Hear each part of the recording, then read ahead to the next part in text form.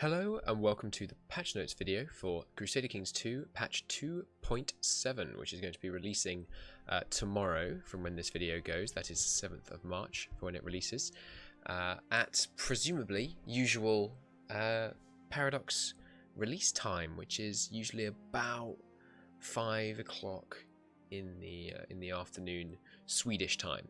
That's typically when they release it. Don't take my word for that necessarily. The expansion that's coming along with this patch is called Monks and Mystics and looks great. So after the previous patch notes video, I missed a couple of things because I had to skip through stuff to try and make it shorter because it's becoming absurdly long.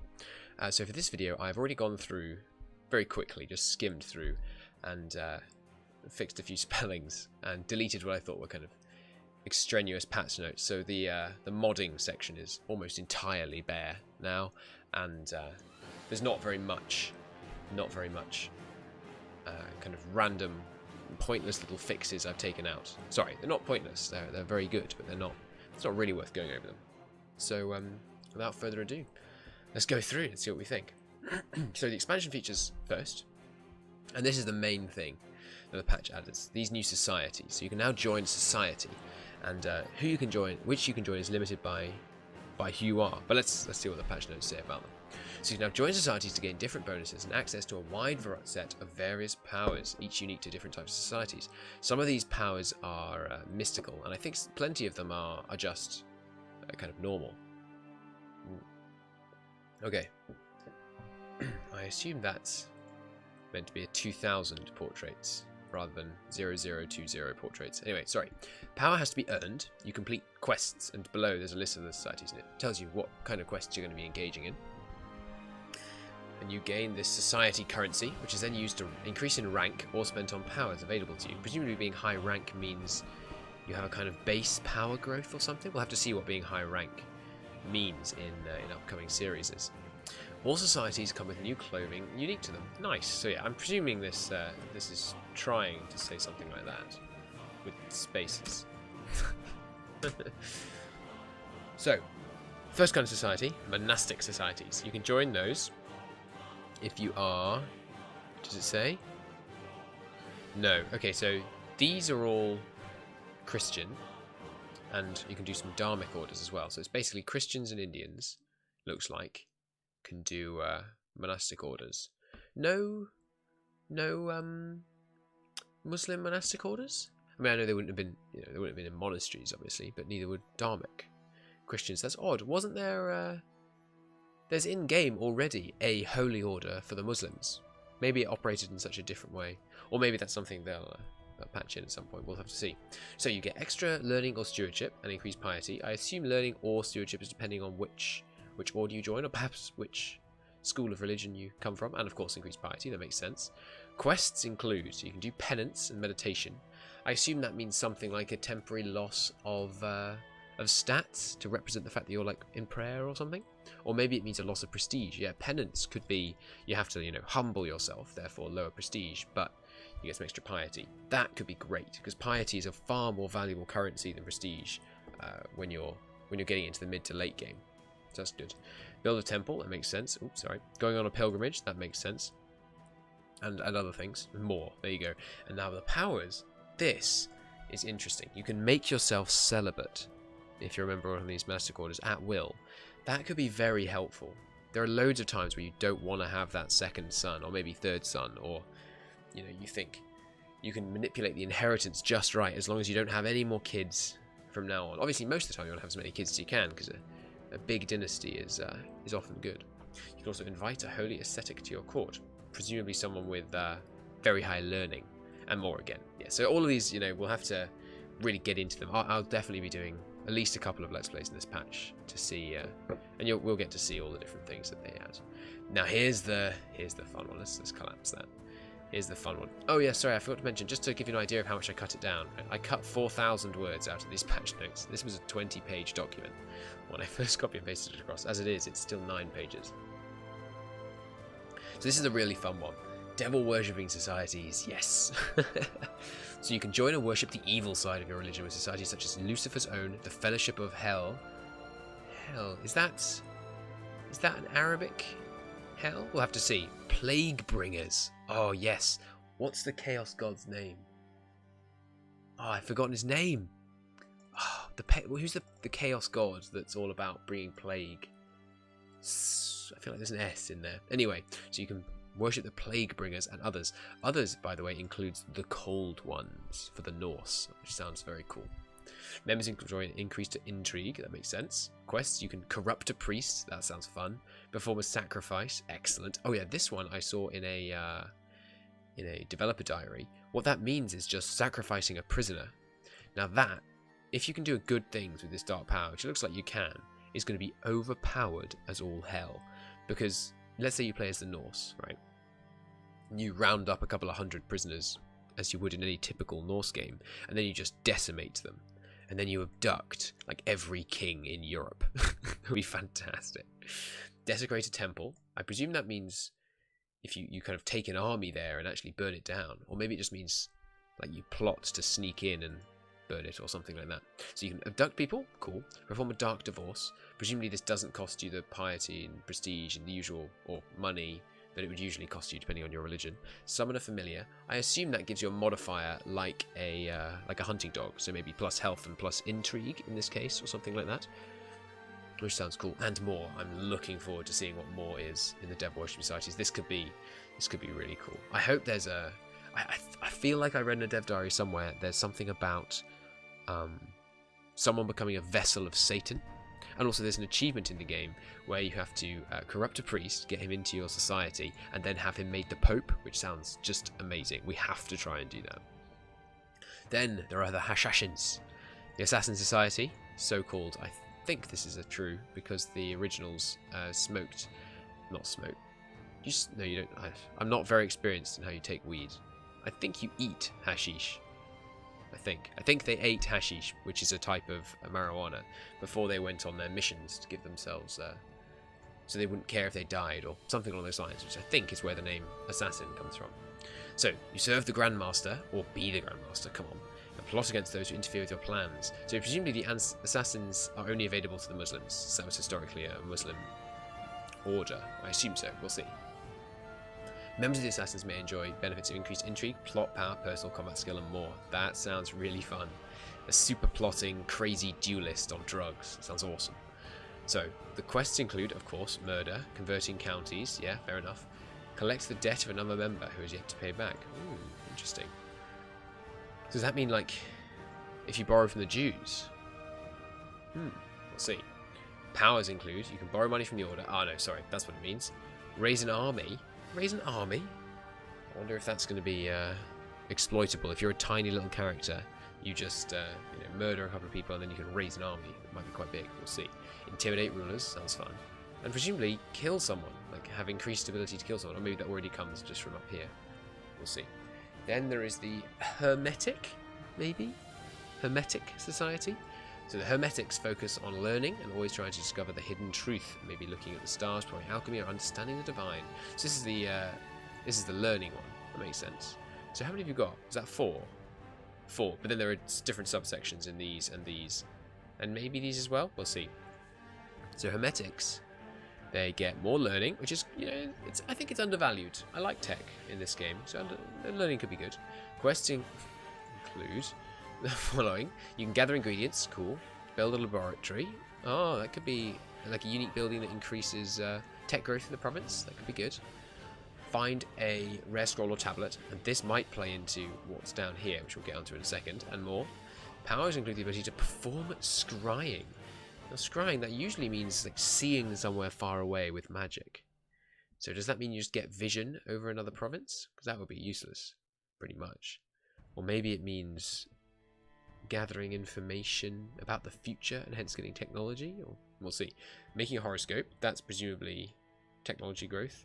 Write a magnum opus, presumably increase in prestige and maybe even diplomacy or learning stats, and more, of course, and more in all these. Don't think this lists are exhaustive, they're certainly not. So then there's artifacts. You can be visited by a great goldsmith who can craft magnificent crown jewels for any worthy ruler who can afford it. Ooh. Hire the assistance of a weaponsmith to craft a wide set of weapons to boost your performance when leading armies. Learn of relics long thought to be lost and set out on your quest to acquire these important artifacts and put them away safely in your treasury. And I think the treasury is talked about lower down, but basically you have an inventory now, which sounds awesome. And presumably that means like hereditary swords. That's so cool. That's so cool. We've got to have like the axe of my grandfather. I kill thee. So you know, someone kills your grandfather, and you inherit his axe, and then you take that axe and you duel the person that killed him, and you take him out. That would be absolutely awesome. Okay, so there's additional council jobs. So all the councillors now have one extra job. You can perform statecraft, so it improves your relations with vassals, neighbouring rulers, and your liege, as well as increasing the speed at which threat decays, or the speed of threat decay. Well, but threat's silly anyway, so this one doesn't matter because coalitions are silly. So we'll go to that one. You can organise the army. Your marshal will seek to train your commanders and reduce the maintenance cost of your retinue's horde units. By how much? By how much? That, I mean, it will depend on their skill, but are we talking like 1 to 5%, or are we talking 20 to 60%? Because that would be crazy. Because retinues are way more expensive. If you didn't know, in the past, in the glorious history of CK2, retinues were horribly overpowered because they were quite cheap compared to how they are now. They were way cheaper than they are now, and you can have loads of them. So they basically just replaced armies in the mid game. So this good. This might bring that back a bit. Administer realm.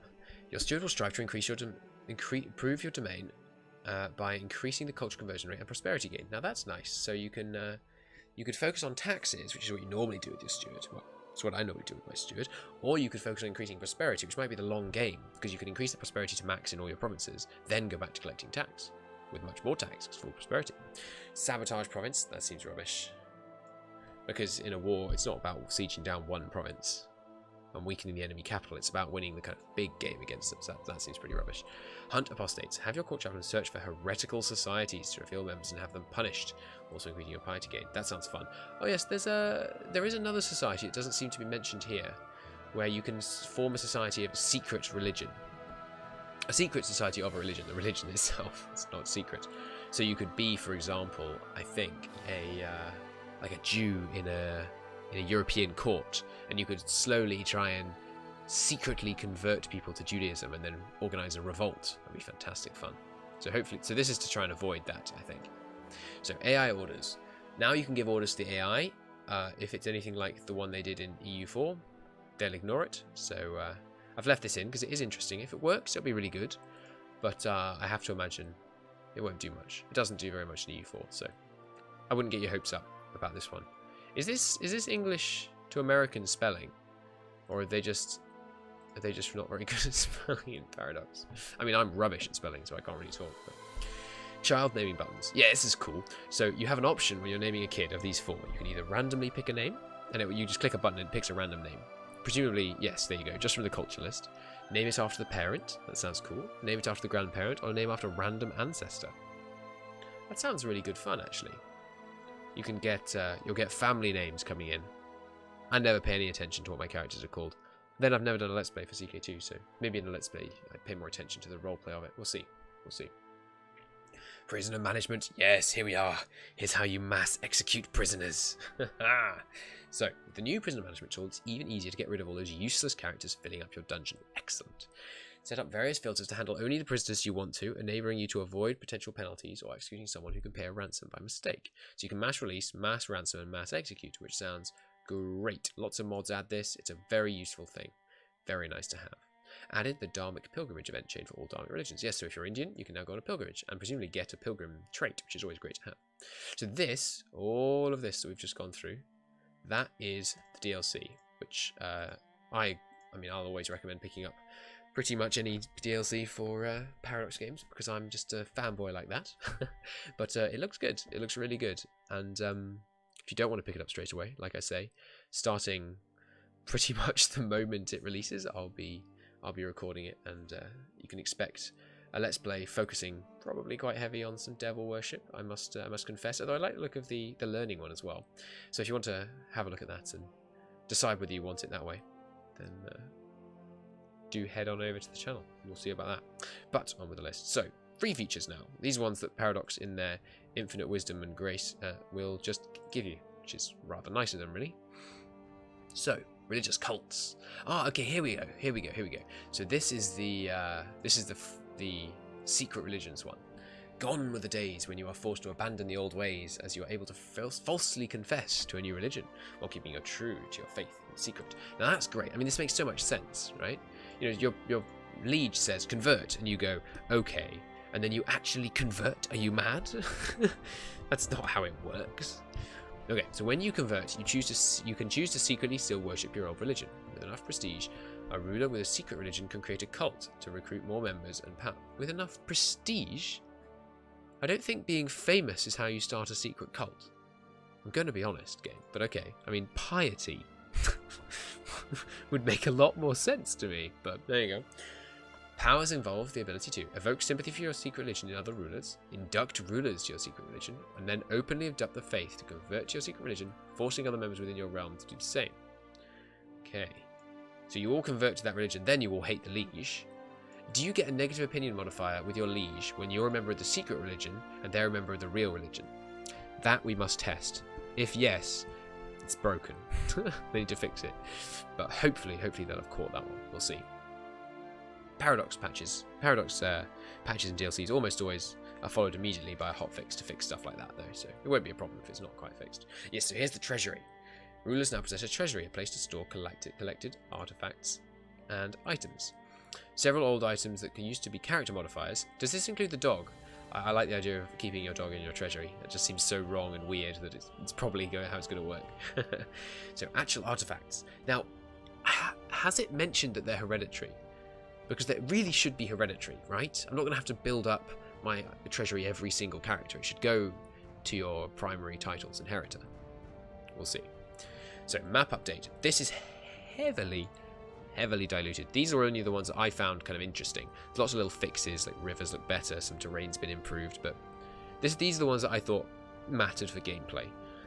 There are a couple of other de jure moves, but I've played the game for a long time and I didn't recognize the names, so I don't think they're big important changes. So the Ural Mountains, those are the ones in east of the Russian nations in this game, are now impassable. Makes a lot of sense. It's a hell of a mountain range. The Danube has been redrawn. The Danube being the river that goes, where does it start? Starts somewhere just east of Switzerland, I think. And then it goes down through the Balkans, through in this game, Croatia. So it's now actually represents its proper. Oh god, I keep doing that. Sorry. Danube now actually matches its proper location, which is good. The county of Constantinople is now only located on the western side of the Bosphorus, merging the eastern side into the county of Nico.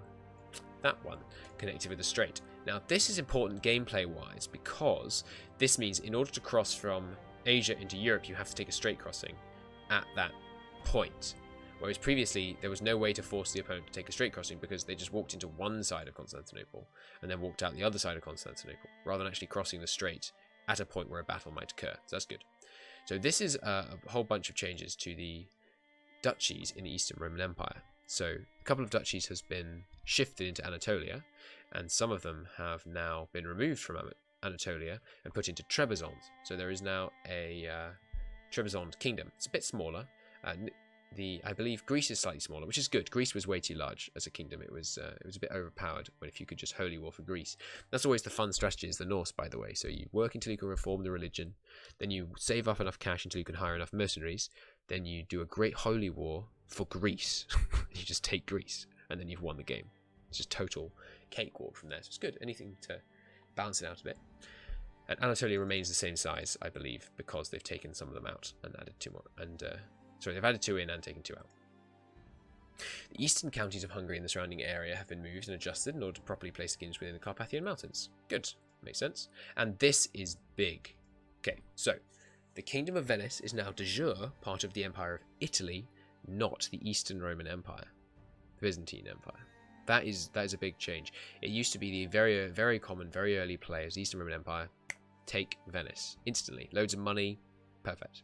Easy to take as well at the very beginning. So that's a good change. I like this change. It makes sense. I don't know why it was part of the Eastern Roman Empire. That might have been some historical connection, but this makes a lot more sense because, of course, it's, it's next to Italy. So, oh yes, this one. This is such a good change. There are now reset filters button, which I assume resets them to the most broad they can be. There is now a Diplo range filter. I've marked this as great. This is really good. I love this. You used to have to, you're looking for a perfect wife, right? And as everyone knows, a perfect wife is strong, genius, and attractive. And you'll basically never find anyone with all of those. Oh, sorry, and lusty. So you type in strong, genius, attractive, lusty, and 1 out of a million times, there's actually a strong, genius, attractive, lusty woman somewhere out there, and she's 16, and it's perfect. And then, she's in freaking India, and I'm in Ireland. Why is she on the screen? But now, basically forever, I shall always have the Diplo range filter turned on, so I will never ever see them and have that jubilation followed by crushing defeat, which is good. There is now also a join court filter, and characters that will join your court if bribed will now get yellow hand rather than a red thumbs down, which is much good. It's much easier. Very nice. I want to know if there's a join court if buyable or bribable filter though, so we'll have to see. Added functionality for saving and loading a set of filters. Yes, Paradox. Don't know how this took so long, but that is fantastic. Allowed for up to 4 slots of different configurations. These persist across campaigns. Yes. So you can just set up a filter for giving out land, finding a wife, finding a husband. Perfect. And now you'll never again have to go, I want male who is unlanded, who is not married, who is either married, who is not in jail, who is not a member of a royal family, a dynasty, and who is my religion and my culture, and an adult. And then you can finally give out the land. You can just say, okay, granting land preset. Done. Perfect. That's a great change. Love it. The Great House character now includes an option not mine, which is very good. Also, when looking for wives, unless you're Zoroastrian or going for some Wincest without being Zoroastrian, which tends to be a bad idea, but that's useful. Improvements to the game rules screen. Now it's possible to filter the rules by a variety of groups, so presumably there'll be things like event rules, so the rules about seduction, or the rules about the Mongols or the invasions, they'll be separated out. Let's make that a little bit more user-friendly. Very nice. And once again, filterable sets. Glorious. Updated the intrigue interface, which is nice. Now it shows 7 rather than 4. Hey. This is good, right? This is good, but I'm underwhelmed because I've been using a mod which makes it show 14. So I'll just keep using the mod, to be honest. I don't know why. Paradox, please. Just make the UIs sensible sizes. It's so silly that all the Paradox UIs are so tiny. But, oh well. 7 is indisputably better than 4. So there you go. Decisions can now be marked as important or not important, allowing you to decide which decisions you want alerts for. Hooray! So they implemented this in EU4, then about a year later they implemented it in Victoria 2, then about a year later it's in CK2. Well, just, did they dislike each other, do you think, the different departments of Paradox? Do they just not talk? Or is it really difficult to add in important, not important? I mean, I'm not a coder. Could be horrendously difficult. It doesn't seem like it, though. I think there's some lack of internal communication going on, but that's good. However late this might seem, it's a good change. Well done, Paradox, thank you. Your plot and backed plots have now been moved to a tab of its own. More tabs, more space, using up the little bit of UI we have. Perfect. Backed plots now show their target. Sounds very sensible to me. Known plots now have a join plot and end plot buttons. Good. That's nice. I like this idea that you can find out a plot and just go, you know what? I'm intrigued. Count me in. I like that one. Auto-stop plots has now been moved to the known plots tab. Makes sense. Now shows 6 prisoners or threats at a time instead of 5. Once again, my screen shows about 15, so underwhelmed. And again, underwhelmed. Because these should, I mean, going from 5 up to 6, it's a bold move. I'm sorry. I shouldn't hate on Paradox. This is a really good patch, and they've put in some really good UI improvements. It's just that they're not as good as they could be, and it seems like there's no reason for them not to be as good as they could be. But oh well, oh well. So on battle indicator, which hopefully won't be as bugged as the one in EU4. No, bad Crusader. Sorry, I'm not supposed to be ragging on the on Paradox. So this is an on-map combat indicator. So basically, you give a command, and then a thing flashes up saying, "Oh, if this happens, if you do that command, if you leave that, let that stand in the current state of affairs, there'll be a fight in this province," which is useful. And it also tells you if there's defensive bonuses, river crossings, or straight crossings, which is very useful. You might give a battle and you think, yes, okay, it's 3-2. We've got this, boys. We've got heavy cav coming in. Perfect. And then a little thing flashes up and you remember, oh, yeah, but those are mountains. And you don't attack and save yourself from being demolished. Added an embark all button. Yay! This saves you a click, which is good. You used to have to, button press. You used to have to select all the armies, then group them all into one army and then embark them all. If you wanted to do this quickly, but no longer. Now you can embark all, which is very handy, because you didn't always want to group them all together. You wanted to have, a bunch of different separate raiding armies. Add an alert for councillors having no job assigned to them. Yes! Great idea. Well done, Paradox. This is going to be really useful. So this is a councillor, who you haven't assigned to collecting taxes or stuff like that. Yes! Remastered the volume of all existing songs and sound effects for improved soundscape. Thank you. CK2 was not horribly audio balanced, but it wasn't fantastic. When selecting councillors, you'll now be able to see what voting archetype they're likely to pick. Huzzah! Here you go. That's my little huzzah sign there. That's brilliant. So, as you probably know, if you've played the game almost at all with Conclave DLC enabled, your councillors are either loyalists, zealots, glory hounds, malcontents, or pragmatists. And that depends how they're going to... Is there one more? I think that's all of them. And they'll vote on law changes and on battles and on revoking titles and so on and so on, based on what kind of personality they have. And you used to be able to figure it out, but you had to have a fairly encyclopedic knowledge of how the traits interacted with the different types. So this is a really good change. One way that's going to be very useful is if you really want that law to pass, and so you go, you know what, I'm just going to fire people and replace them with loyalists until I get this law passed. That's now going to take far less time and bribery than it used to, which is nice. You can now send law changes for consideration by the council. What a great idea. This is fantastic. This change, this is great. So you used to have to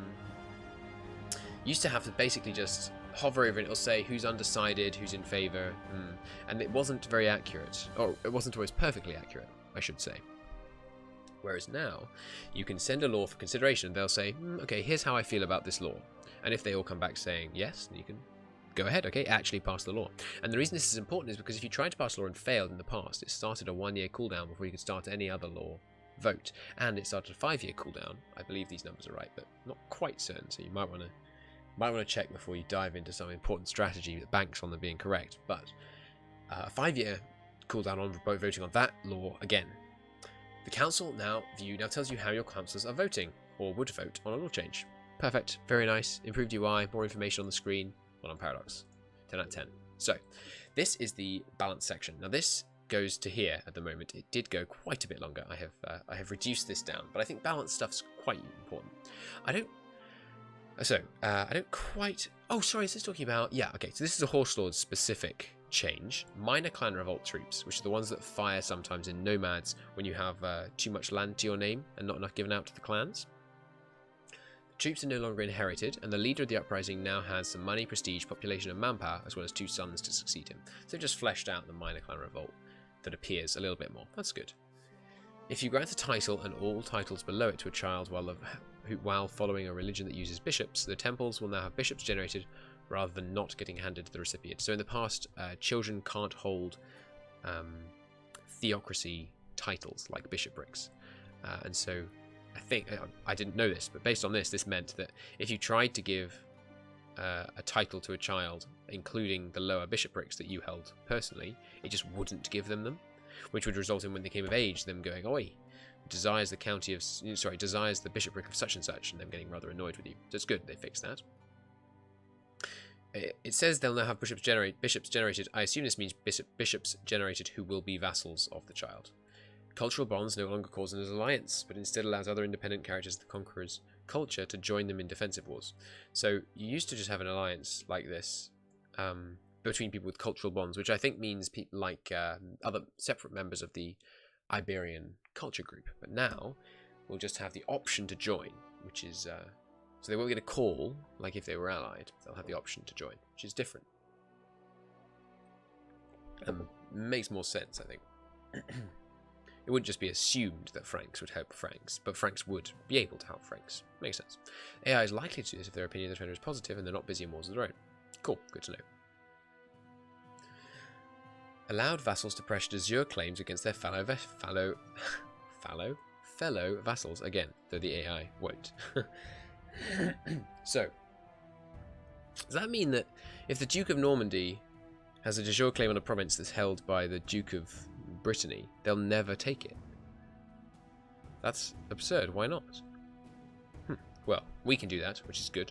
You'll now lose some threat. Boo. When the holder of a viceroyalty dies, they'll now be replaced in their war by their regular heir, not their liege. That's funny. So, viceroyalties are a special kind of title, duchy level title, normally, can be kingdom level as well, whereby the emperor, and it must be an emperor I think, hands out the viceroyalty to someone, and then when they die it reverts back to the emperor. And apparently that used to cause it to, when they were in a war, they would then be called to war. The liege would then take over the war, which is a bit silly. This, however, might result in their heir being the leader of a war with no land. I wonder if they've considered that. Let's find out. The asked to leave court diplomatic interaction will now cause the character's spouses to leave as well. I love Paradox patch notes. There's always funny things like this. So previously you could just say, "Oi, leave the court," and they just go, and they leave their spouse. So he just said, "Oh, you man, you've been plotting. Get out." And he just leaves, and he leaves his wife and kids. Increase the duration of war taxes modified to 5 years, up from 3 from completing the war. Build a war chest ambition.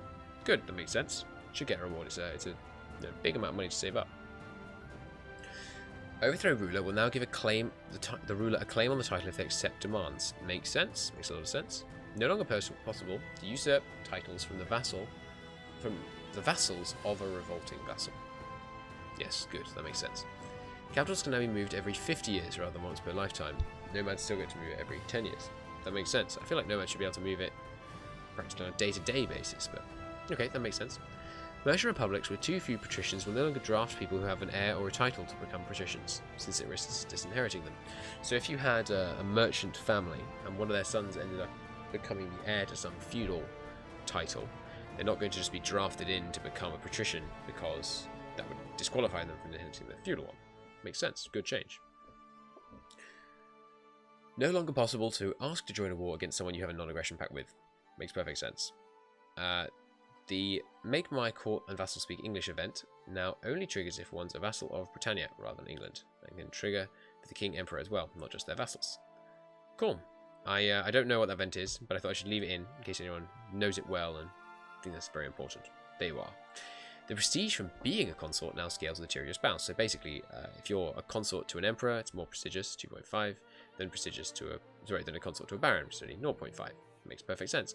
Not sure why the prestige of a concubine matters. People like people more with prestige, but that's about it. So, don't know if that matters much. The capital you know what you should do? You should be the assassins, and you should like induct the concubine or like the third wife of a Muslim character into your order, and then get him to kill her. That would be great. That would be a great storytelling way of doing it. Okay. The capital duchy of a title, if held by the title holder, will, under elective or tanistry law, now always follow that title's succession, even if that heir is not playable by you. Who's not playable for you?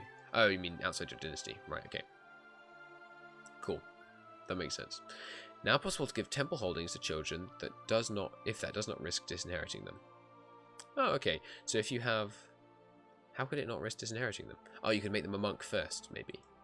We'll have to look into that one. No longer possible to appoint someone to your council as part of a faction that sent you an ultimatum.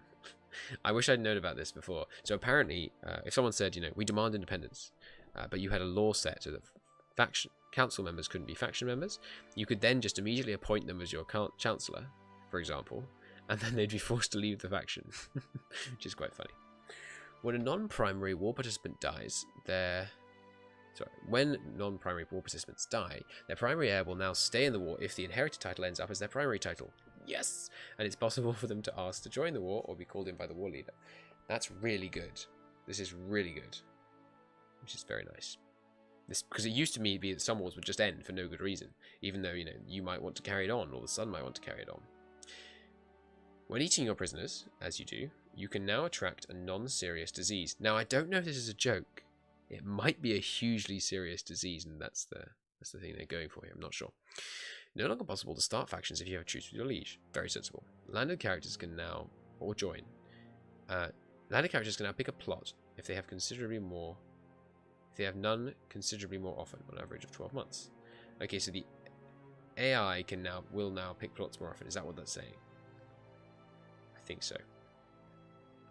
AI improvements.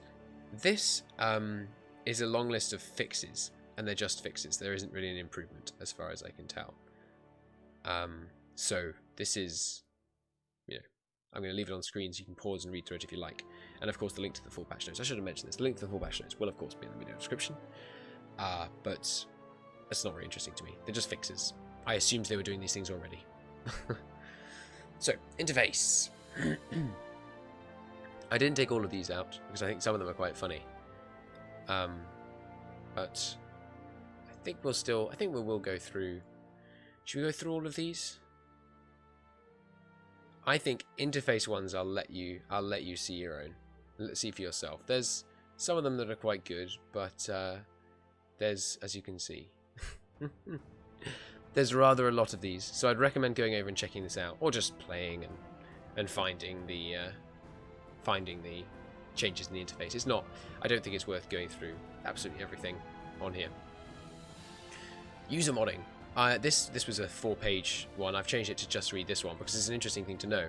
Added the feminist equals yes parameter for cultures, functions, identity, and religions. So, in case you didn't know this, there are certain cultures which are apparently inherently feminist, and so you can have any succession laws in them, which is quite a useful thing in game because being able to play as a man or a woman without penalties of being a woman. Normally there are penalties when you're a woman, but in these cultures those don't exist.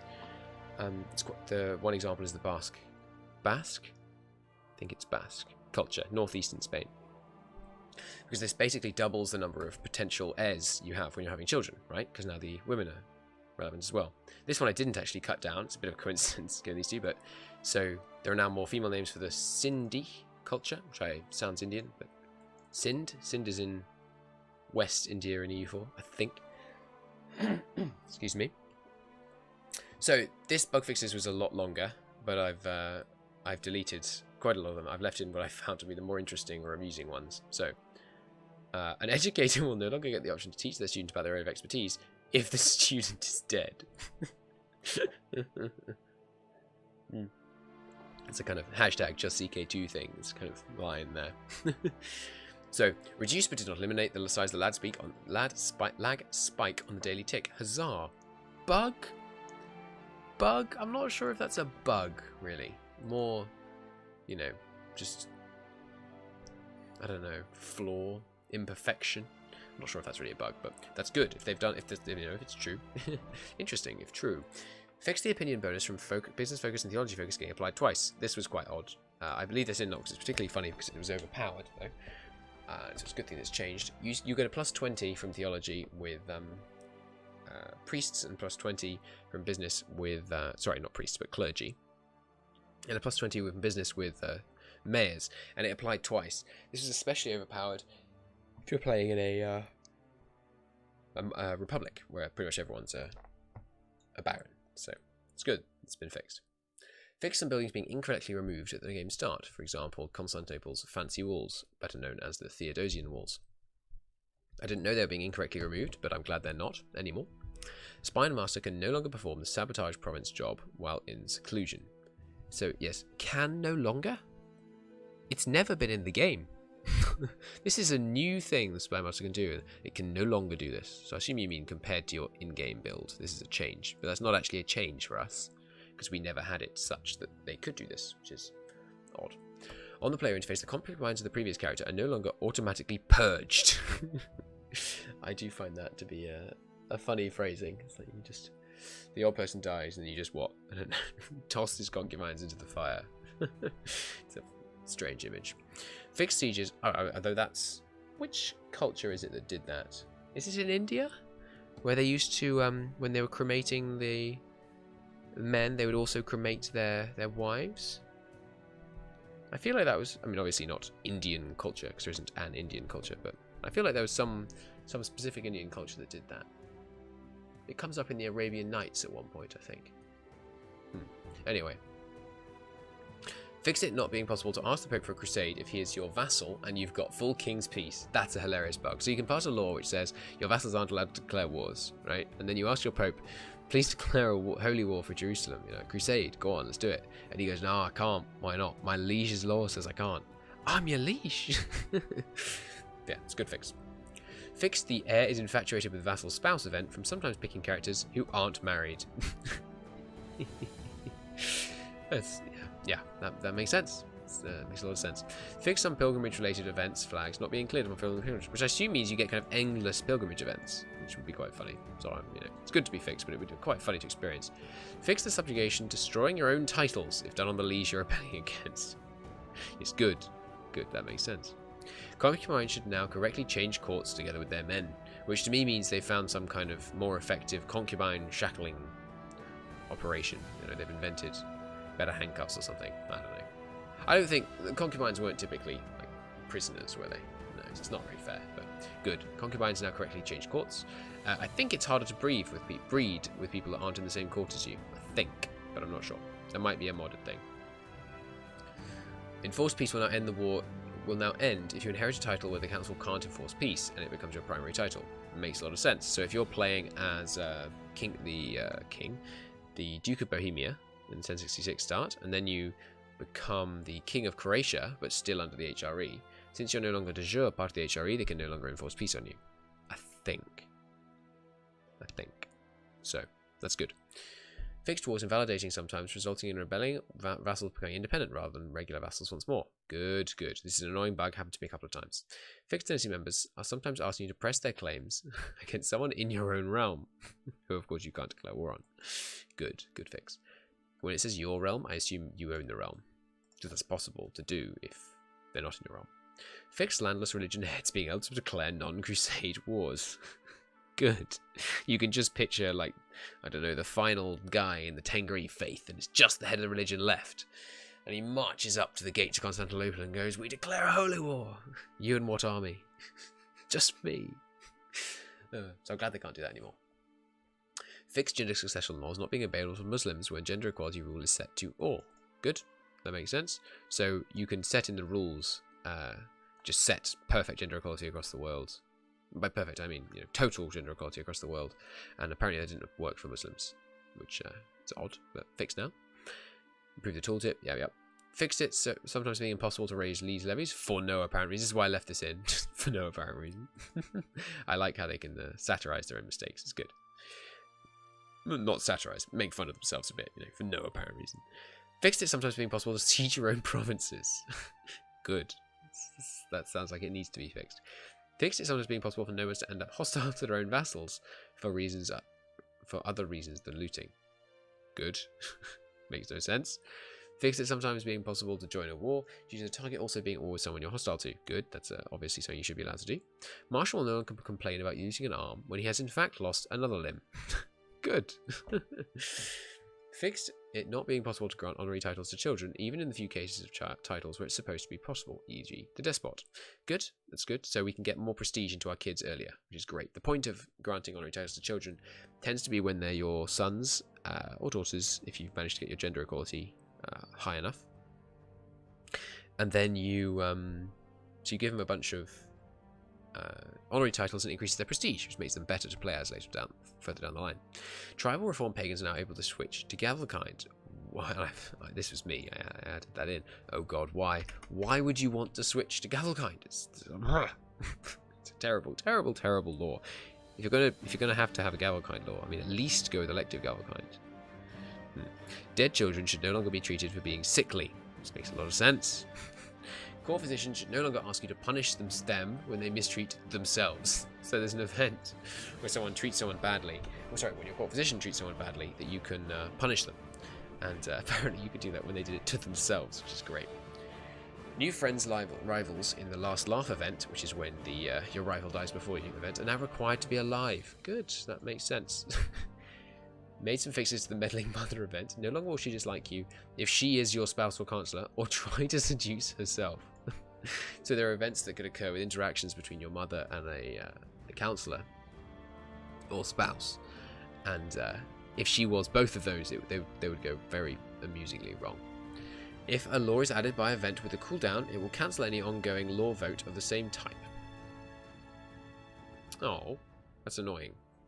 So you can no longer kind of game it to get 2 laws passed in them shorter amount of time. If a law is added by event with cooldown, it will now cancel any ongoing law vote of the same type, normal or jura. I just read that one. Next one.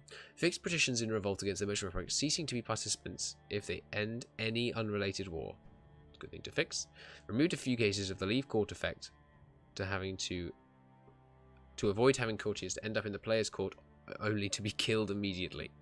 Fair enough. Removed dull as the opposite of quick. That's an interesting one. Are they gonna? Does that mean you can now be dull and quick, and they just perfectly cancel each other out? That seems a little pointless. I wonder why they've removed that. They've also fixed an issue in Reaper's. I think RIP is Reaper's Due. Being tortured with cold exposure where the victim got a permanent cough. That does sound annoying. Probably lots of pop-ups about you coughing. Fixed an intrigue tab. Fixing having the intrigue tab open in some cases, dramatically showing that it's slowing the game down. I never experienced this personally, but if they've fixed something, I'm happy. So, there they are, ladies and gentlemen. Monks and Mystics. Get it on the, well, pre-order it now if you like, but get it on the 7th of March, tomorrow. Probably kind of Swedish time, mid-late afternoon. Looking forward to it. I hope you're looking forward to it as much as I am, and I hope you'll come and join me for series that I'll do on it in the future. We're definitely going to do a collab series with 2 others, Lambert and Chu, both on board for that, so that should be good fun. I'm sure we'll have a great time murdering each other's children and so on, which should be good fun.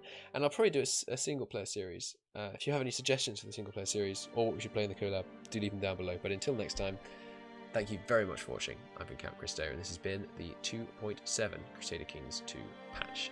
Bye.